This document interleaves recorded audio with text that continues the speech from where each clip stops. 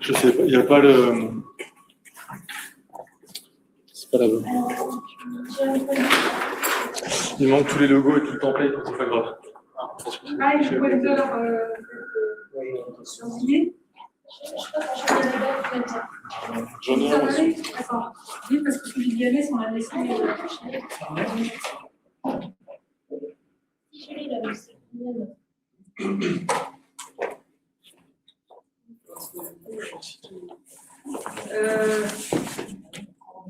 Du coup, c'est parti? C'est bon? Ok. Stop, chrono. Bonjour à tous, c'est Étienne Lemaire du gouvernement à Tours. Donc ici, vous vous demandez est-ce qu'on peut faire un matériau ferroélectrique qui soit éco-circulaire dans une région viticole où on produit du vin, comme ici à Bordeaux. En fait, ça existe depuis plus de 300 ans. Il faut récolter le bitartrate de potassium dans les tonneaux de vin. Il faut avoir un petit peu de soude. Mais ça, on sait le faire aussi depuis plusieurs siècles. Et avec ces deux composés chimiques, on va pouvoir fabriquer du sel de Seignette ou du sel de Rochelle, qui est ferroélectrique. Alors, certes, on a une plage de température assez réduite, mais quand même. Donc, de moins 18 à 24 degrés, et qui est piézoélectrique jusqu'à 45 degrés. Alors, voilà. C'est éco-circulaire. C'est fabriqué dans un monde... tout à l'heure, j'ai vu le symbole ppm, dans un monde sans pétrole. Voilà. Il n'y a pas de problème. Et bon, ce qui est marrant avec ce truc-là, bien sûr qui est connu, hein, qu'on peut faire à l'école maternelle, non, primaire, allez, c'est qu'on peut le bloquer assez facilement. Par exemple, on peut rajouter de la poudre de ferrite dans le cristal, et en fait, vu que c'est polaire, bah, elle va venir croître uniquement dans une partie particulière du cristal, qui va faire qu'on va pouvoir avoir des propriétés ferromagnétiques et pas trop déranger les propriétés ferroélectriques, un petit peu quand même, mais on aura encore des macro-propriétés intéressantes. Et donc, on peut faire un barreau comme là, ici. Et donc, sur notre barreau, on peut mettre deux électrodes d'un côté, et puis une bobine de l'autre côté, et regarder si on a quelque chose qui fonctionne. Voilà, c'est ce que j'ai fait, tout bêtement. Donc, j'ai fait un petit barreau de sel de Rochelle. Dedans, il est blindé de ferrite. Et du coup, d'un côté, j'ai un actionnement piézoélectrique. De l'autre côté, je mets une petite bobine et un champ pour appliquer un champ magnétique. J'ai aussi mis un poster. Donc, sur le poster, vous avez un petit QR code avec une vidéo pour montrer que c'est bien attiré par un aimant. Ça reste bien collé à l'aimant. Et donc, du coup, on a un transformateur, d'un point de vue macro en tout cas, un transformateur piézoélectrique, piézomagnétique, je ne sais pas comment le dire, et possiblement un multifluorique low-tech. Possiblement, on dit, parce que le couplage, je ne l'ai pas montré encore à l'échelle micro, nano, mais au moins d'un point de vue fonctionnel. S'il y a un couplage, ce serait forcément une interface entre la zone qui est très fortement dopée en ferromagnétique, en particulier ferromagnétique, et la zone qui est ferroélectrique. Mais il serait existant quand même. Alors là, en fait, il manque tous les logos des labos et tout, je ne sais pas pourquoi ça ne sort pas. Voilà. Bon, la slide suivante, c'est un peu la présentation du sel de Rochelle avec les propriétés. Voilà.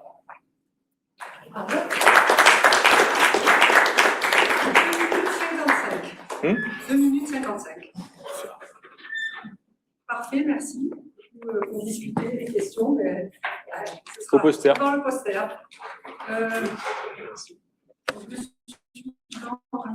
Je change.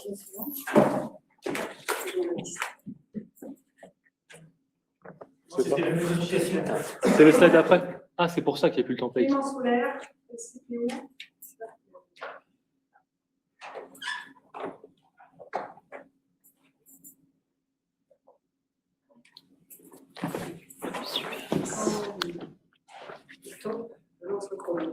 Donc moi c'est Clément Soler, je viens du LCPO et je vais vous parler de mon poster qui porte sur la synthèse de polyhydroxyuréthane biosourcé avec des propriétés de relaxeur ferroélectrique pour la conversion d'énergie.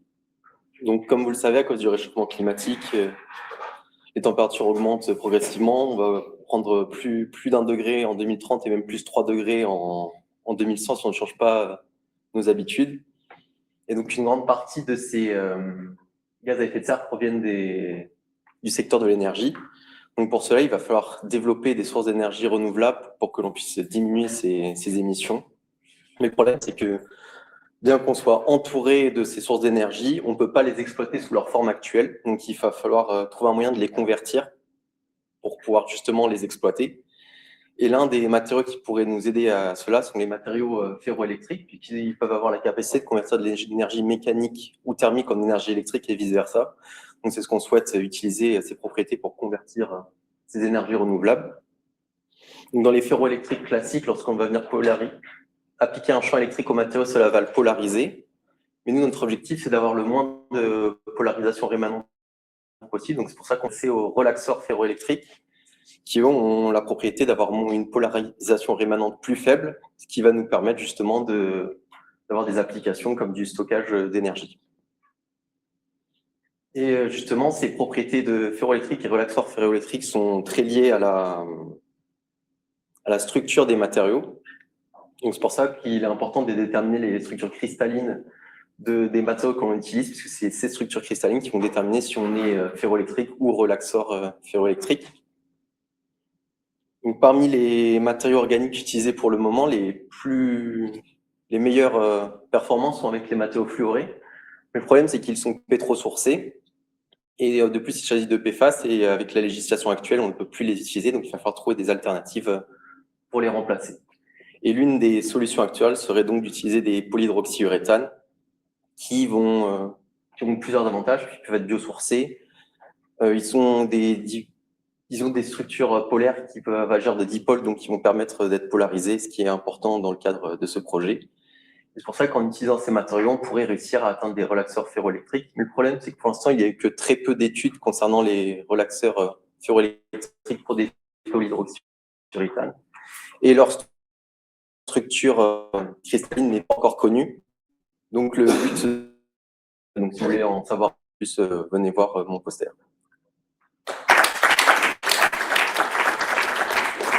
Merci pour une question. Parfait. Merci. Suivant. Sylvain, c'est aussi le CPO.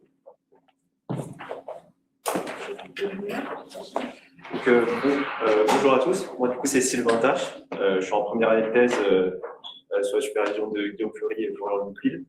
Donc moi je travaille sur des polymères structurellement modifiés pour une application dans l'électrocalorique, dans le refroidissement électrocalorique. Donc comme vous avez pu le voir dehors, il fait très chaud en ce moment, on est dans la deuxième vague de chaleur, la première vague c'était il y a 2 semaines et ça a permis de, on a vu notamment de nombreux records de température. On a mesuré 43,8 degrés en France, 41,7 en Allemagne, 40,5 en Pologne et même 37 degrés au Danemark. Donc, c'est des valeurs qui sont vraiment alarmantes, notamment avec des prévisions il y a 10 ans qui montraient des températures quand même, plutôt pour 2050. Et donc, cette vague de chaleur en juin, ça a été la vague de chaleur la plus intense et la plus humide qui a jamais été mesurée en Europe. Et sur la période du 21 juin au 29 juin, il y a eu plus de 1300 morts dus à cette chaleur extrême. Et donc, il y a une nécessité urgente d'innovation dans l'industrie du refroidissement pour essayer de réguler ces températures, au moins en intérieur. Moi, je travaille sur un projet financé par l'ANR qui porte sur le refroidissement électrocalorique. Et l'idée, ça va utiliser des matériaux fluorés, donc le PVDF, un copolymère de PVDF-TRFE ou aussi un terpolymère de PVDF-TRFE avec le CFE, qui sont des matériaux ferroélectriques et relaxeurs ferroélectriques pour leur faire subir des cycles électrocaloriques, un peu dans l'idée d'un cycle de compression de vapeur dans un frigo, un peu dans la même idée. Et donc, leur faire subir ces cycles, ça va permettre de créer une différence de température qu'on va ensuite mettre à profit pour une application dans le refroidissement.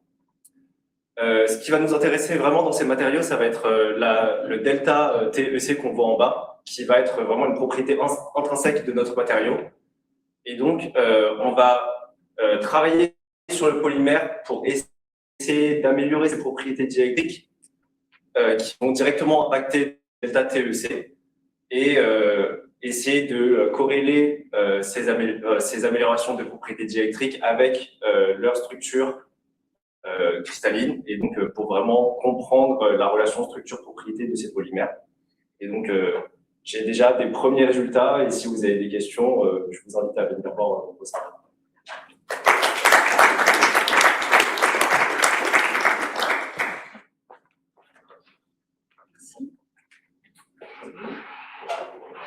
Ravi.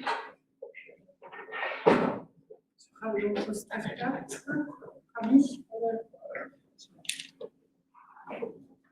Oui, si vous voulez. Oui, Ravi. On va faire. Oui, je fais le dans l'ordre. Priyanchi. Bon. Et après, ça peut être juste. Oui, c'est juste. Oui, c'est pas grave. Oui, c'est pas obligé. Pas de problème. Ok. S'il n'y a pas de transparent. Ok. En fait, donc l'objectif global du projet, c'est de faire la surveillance des machines électriques. C'était dans le cadre de l'industrie 4.0. Donc, l'objectif, c'est de suivre donc les machines électriques en faisant des instrumentations.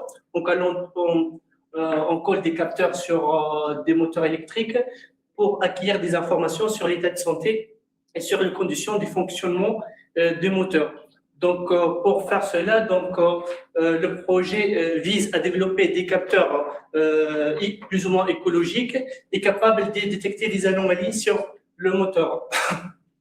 Donc, pour développer cette approche-là, on a adopté une analyse des cycles de vie dont l'objectif est de quantifier l'impact environnemental de ces capteurs. Donc, l'objectif, c'est de donner des préconisations et des recommandations techniques dans le but d'améliorer des procédés de fabrication ou des matériaux. Dans ce travail-là, je présente une comparaison entre deux procédés de fabrication. Donc, le premier procédé, c'est la SALA, c'est la stéréolithographie, et le deuxième, c'est le procédé conventionnel. Donc, pour fabriquer un patch antitanate de barium. Donc, la méthode qu'on utilise, c'est la méthode ILCD. C'est une méthode préconisée par la Commission européenne pour donner des informations sur l'impact environnemental de ces procédés-là. Donc, la méthode ILCD comprend exactement 16 catégories d'impact, comme vous voyez en haut. Voilà là. Donc, on a le changement climatique, on a la toxicité humaine avec des effets cancérigènes et non cancérigènes, on a l'acidification de l'eau et on a aussi l'épuisement des ressources. Donc, il y a 16 catégories d'impact là. Pardon. Voilà là. C'est dans l'autre sens. Voilà. Donc, après, en faisant des interprétations par rapport à ces indicateurs-là, l'objectif, c'est de donner des informations pour abaisser l'impact environnemental. Comme vous voyez là, donc, on voit, si on compare les deux procédés-là, on voit que là, c'est beaucoup plus impactant que le procédé conventionnel, et ça dû à quelques étapes très énergivores comme la déliantage et frittage. Donc, quand on consomme plus d'énergie, donc ça impacte énormément l'environnement. Voilà. Et merci.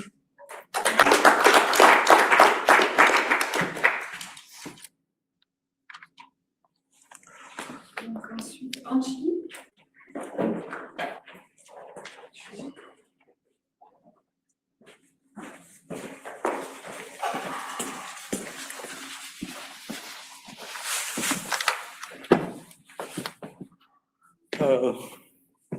Hello everyone, my first topic is about the humidity-induced aging of SPS, the spark plasma sinter process, the pure cancer mix. The motivation, because the PZT is famous and extend the properties of the piezoelectric materials, but it has the big problem because of the flaw. So we want to replace the material by the lead freezer material. And the candidate of the KN ceramics is most because of the high Curie temperature thermostability, and also it has the same structure as the PZT. But it also has the key challenge because of the conversion scenery in the high temperature, but because of the alkalic element quality and also the humidity sensitive. And last study of the aging of the KN ceramics. So my research is about the aging of the KN ceramics. The sample, we use the conversion powders and produce use the SPS to do the synthesis. Then we get the disk of the mark. The KN pilot is about the 10 milliliters and 1 meter thickness. Compared with the conversion scenery, the SPS has the short door time, about 5 minutes, and also is more purity and more purities.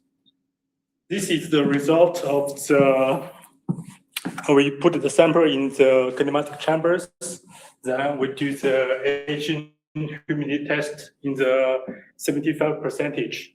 This is 1 week, we get the picture that the GPIX conductance spectrum from the PDS peak is shipped to the small, and here we get the KP and the DC1 don't change too much, and the quality factor QM drops about half percentage. So it means that it's more like the grain boundaries the damage, not the bulk the lattice damage. And you can find that the full recovery of the drying, the degradation is reversible. Let's finish.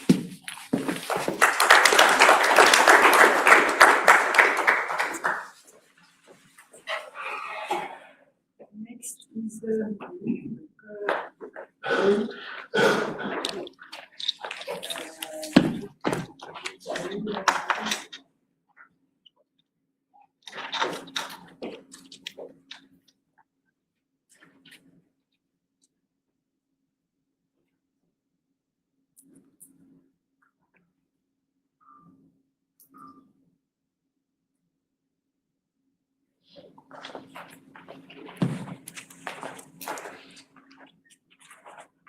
Okay, we are processing the higher manganese size through high pressure processing to enhance the thermoelectric properties. So why we choose higher manganese silicide is because of the structures. The structure is very complex and it forms different phases. These are the main 4 phases formed during the synthesis. So it has 2 sublattices, different formation of the sublattice in the C-axis. It's very complex and also it operated at mid-temperature range. So this temperature range is very useful for industrial heat recovery applications, and it's also non-toxic compared to other thermoelectric materials. And also it naturally has the low intrinsic thermal conductivity, and also it's not always pure phase while synthesis. It always present MNSI and the silicon phases because of the periodic reaction during the synthesis. So we use MNSI pure powder augmenting method, then process high pressure process, then get the density pellets and modify the microstructure with the pressure with the 2 type of sintering process, then go to further characterization. So here we have used 2 sintering setup. One is hot pressing conduction method, another one is SPS with belt type. So this one is we recently developed. This is the new sample assembly. Here we can go up to 1 GPa in the open air atmosphere, and we have to reach temperature 900 degrees Celsius. The temperature is also 190 degrees Celsius, and we get the sample dimension is 10 mm. So we could not get many details in the setup because we now in the process of that. So another one is SPS. Here we go to very high pressure up to 5 GPa and temperature up to 1800 degrees Celsius. So it allows a different sample assembly. So this is the one of the sample assembly I use. So here we can put 4 samples separated by the nickel test. We can also use a different type of samples and also the same samples and also with different dimensional pellets. We can use the single long length pellet like rod type. So these are the recent results we applied. So we applied In the SPS process, we applied up to 2 GPa in temperature 800 and 700, and in the induction process, we applied the 1 GPa its maximum, and check that at the same temperature. So compared to the hot press induction, the SPS gives the high pressure gives the more broadening peaks. It is a good sign to the lattice strain, and also the density also high during the SPS process in the same temperature, and the pressure only increases. So, and also coming to microstructures, it's more give the homogeneous space and also more density phase in the high pressure SPS. So high pressure plays an important role to enhance the thermodynamic property and the microstructure engineering in the higher manganese sites. So we tried both the high-speed induction and the low-speed setup for improve the homogeneous phase of HMS. So now we are in the 2 GPa, we are going to the higher pressure also in the future, and also the thermodynamic properties also in the process. So we hope that due to the extraordinary result in the broadening, maybe improve the thermodynamic properties of these higher manganese systems.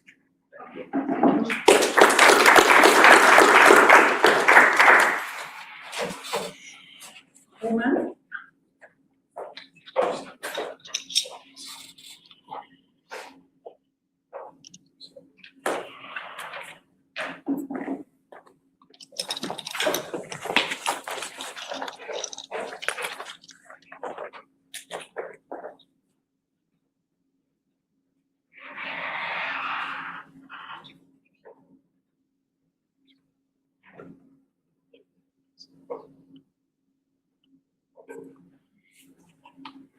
Donc, bonjour à tous. Donc, je m'appelle Romain Diaz, je suis étudiant à Polytech Dijon. Actuellement, je suis en stage donc, de 4e année d'école d'ingénieur à l'ICMCB et à l'IAMS.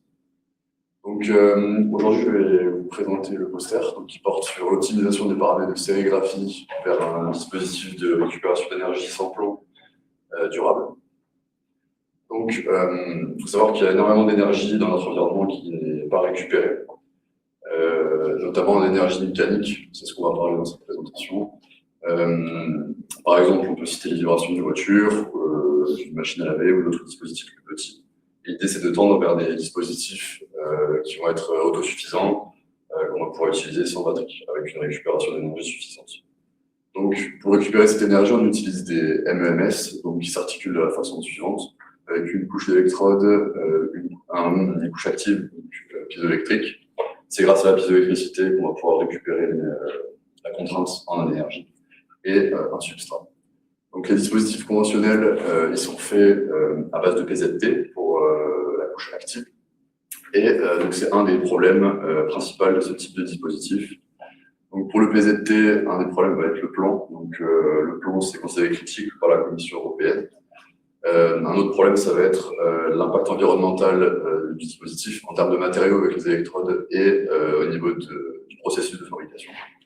Donc l'idée, ça va être d'optimiser toute cette fabrication pour pouvoir obtenir un dispositif qui va récupérer suffisamment d'énergie sans en coûter trop pendant sa fabrication. Donc on va jouer sur plusieurs paramètres. Donc d'abord remplacer la couche active de PZT par du KNN, enlever un électrode et jouer le substrat va jouer le rôle de l'électrode par une bonne adhésion et une bonne conductivité. Et on va également jouer sur d'autres paramètres que je vais détailler plus tard pour simplifier les étapes. Donc les 3 grands leviers, ça va être la formulation d'encre. Donc on part sur 2 pistes. Formulation d'encre organique avec un solvant organique et une formulation avec un solvant aqueux. Le but, c'est d'obtenir une bonne viscosité pour ensuite aller vers la sérigraphie, obtenir de beaux dépôts homogènes et reproductibles. Et le SPS qui permet de baisser énormément les températures, les temps, et qui va réduire énormément les étapes aussi, parce qu'on n'aura pas d'éviantage ni d'étapes de pressage. Donc, avec toutes ces optimisations, on obtient des résultats qui sont, comme montré ici. Et si vous avez plus de questions, je pourrais détailler ça pendant le poster.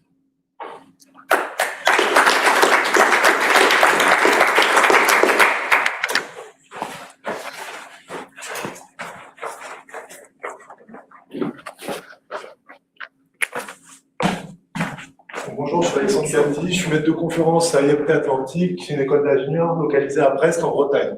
Donc, je vous présente aujourd'hui rapidement un poster sur le développement de fibres piezorésistives pour la réhabilitation, pour Donc, dans le domaine de la réhabilitation fonctionnelle, les patients récupèrent leur possibilité moteur en réalisant des exercices de mouvement répétés. Et les thérapeutes en charge de cette réhabilitation évaluent les progrès des patients en mesurant les angles des mouvements, l'activité musculaire, ainsi que l'adhérence thérapeutique. Donc, il existe des systèmes intelligents permettant d'observer les progrès de ces mouvements à base de systèmes de caméra ou d'orthèses rigides, mais ces systèmes sont très difficiles à étalonner et dans la pratique, ça prend trop de temps à installer le patient sur ce type de machine, considérant que les thérapeutes ont pas mal de patients à voir dans la journée. Donc, en pratique, ils n'utilisent pas. Ils utilisent toujours les goniomètres à main, pour mesurer les angles. Ils reportent les résultats dans des cahiers et ils évaluent comme ça les progrès des patients au cours du temps. Donc nous, ce qu'on voulait faire avec cette fibre piezorésitive, c'est développer des orthèses intelligentes qui seraient faciles à mettre, faciles à étalonner, pour intégrer une orthèse textile conformable, confortable, etc. Et donc le premier objectif dans ce domaine-là était de développer la fibre piezoresistive fonctionnelle. Alors, ce ne sont pas des matériaux électro-destructifs comme on l'entend, comme on en a vu beaucoup aujourd'hui. Ce sont simplement des matériaux piezoresistifs qui vont changer de propriété conductrice en fonction de leur information. Et donc, on a pu obtenir ce type de fibre et mesurer des différences notables entre 30, 60 et 90 degrés et pouvoir suivre justement la déformation sur un démonstrateur imprimé en 3D. On a pu faire un fit et réaliser une démonstration aussi sur un gland. Donc, si vous voulez en savoir un peu plus sur la nature des matériaux ainsi que sur les développements qu'il nous reste à faire pour aller sur des applications réelles, je vous invite à venir nous voir cet après-midi.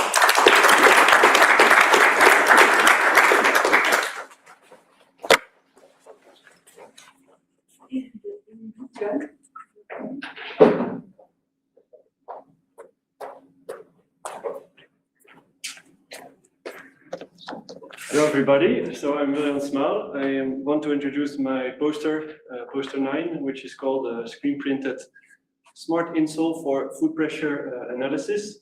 This work is mainly done by my colleague Adriana Greda, who will have a presentation on another topic tomorrow morning, and by some other colleagues of the team at Aeroprintec, which is a clean room facility here in Bordeaux. And the work is done in the framework of the Copenhagen European project, in which we have to bring printed electronic technologies to higher scale. So we talk a lot about scalability, and in this project we are looking at developing processes for roll-to-roll production. And so we wanted to develop an everyday product which demonstrates the two main forces of printed electronics, which is the flexibility and the scalability, and which is very easy to understand. So we came up with the Smart Sole. It looks in the schematic like this. We are using piezoelectric sensors made from PVDF TRFE copolymers. There are 7 on different pressure points of the feet. It's made by screen printing, and it's fully flexible. And when we put it in the shoe, it looks like this. So you have the sensors which are read out by some electronics which we are integrating here on the side of the shoe. So it's on built-in house-made electronics. And then, well, to test, we started to walk. So we put the shoe and we walk around in the campus, and we were able to generate data which looks very consistent. So here you have different pressure points of the feet and different ways that we are used to test. So walking, jumping, running, walking up the stairs, and you directly recognize some pressure patterns which indicate the different type of movements. Well, these sensors, they are very fast, they have a very low response time, and relatively precise in terms of pressure measurement. So now from here, we open up the way to look more into detail to applications either in sport performance or in medical application. Especially nowadays with artificial intelligence, I think there's a treasure of information that we can withdraw from the sensor. And actually during a conference, I came back to the idea that we had also before. We might even do some energy recovery because it's piezoelectricity. So this can be looked into. If you want to know more, check out the poster and I'm happy to answer your questions.